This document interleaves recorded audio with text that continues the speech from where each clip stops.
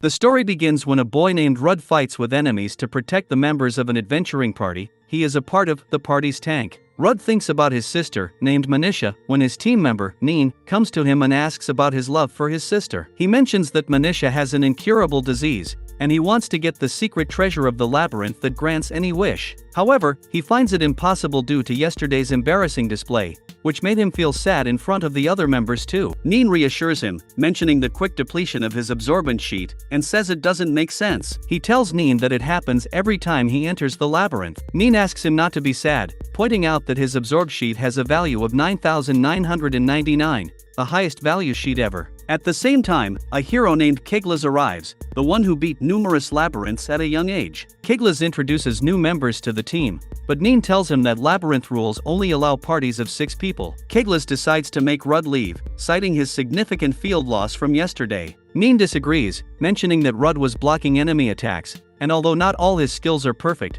they don't know if that is the cause. Keglas predicted their death tomorrow due to Rudd, and the new members are brave. Neen feels sad about saying goodbye to Rudd, but Rudd invites her to his town, Avancia, to meet someday. Rudd goes to some adventurers talking about an escort job likely in Karas, and he decides to join them. They agree and take him with them. On the way to Karas, fog rolls in, and Rudd suddenly stops, sensing something weird. He is surprised to see a naked girl with a magic stone followed by a gigantic forest monster.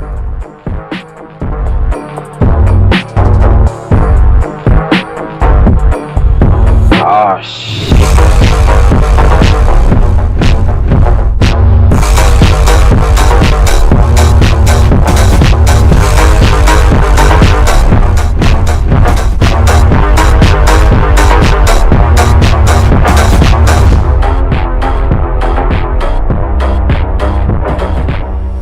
Rudd uses his skill for protection, but the monster hits him badly. He instructs everyone to grip their weapons and attack the monster. They work together, eventually killing the forest monster. Rudd asks the girl to go with him, and she agrees. He gives her some clothes to wear and decides to look after her. The next day, he refuses to join the job with the adventurers because he has to find the secret treasure that grants any wish and also can create homunculi. He moves out with the girl on the way to the town of Avancia. He gives her the name Luna because she has no name. They spend the night in the forest, and suddenly some wolves try to attack them. Luna kills them and reveals she has the skill of identity, enhancing magic. Rudd is surprised to hear it since identity is a rare skill. She is the only person in the world with this skill, as the only other person in the neighboring kingdom with this skill passed away a few years ago. Luna identifies Rudd's skills, 4 in total. The first is the ability to focus enemies' attention on himself. The second is a healthy body that makes him immune to status effects, boosts his natural healing, and toughens his body. The third is life conversion, allowing him to convert depleted absorbed sheets into strength and offensive skill. Some skills cannot be activated unless he understands them. He learns that he damaged his party members because of his sheet of sacrifice. Luna is happy to help him. Rudd shows Luna around his town. Suddenly, 2 girls, Milena, the blacksmith poster girl, and Fee, a sub-leader for the town watch, come and hug him. Luna is introduced to them. When Rudd returns home, his sister welcomes him with all his favorite tomato dishes. He is happy to see her and introduces Luna to her. Rudd mentions that Manisha, his sister, has a hair physical idiosyncrasy, and her hair moves according to her emotions. Luna enjoys the food but uses an unusual way to hold a spoon, feeling ashamed. Manisha teaches her the right way to hold a spoon. Rudd and Manisha instruct Luna on every basic life skill, and she learns quickly. They decide to take her to town to introduce her to everyone. Manisha gives her some clothes to look nice. On the way, they meet Razel, Milena's father, who decides to make something incredible for Rudd because his sword was taken from him. After that, Rudd shows Luna his monstrous farm in which vegetables grow into monsters. At the same time, some kids mistake Luna for Rudd's girlfriend,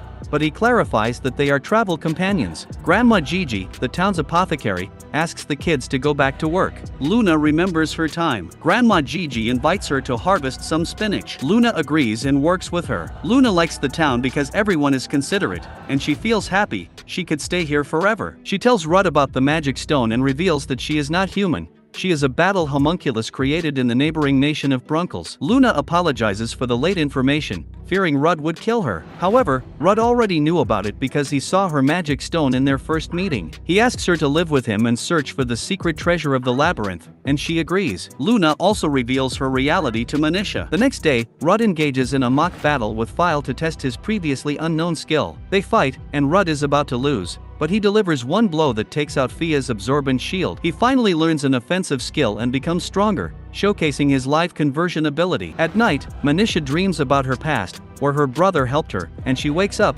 thinking about his happiness. Subscribe to our channel for the latest updates.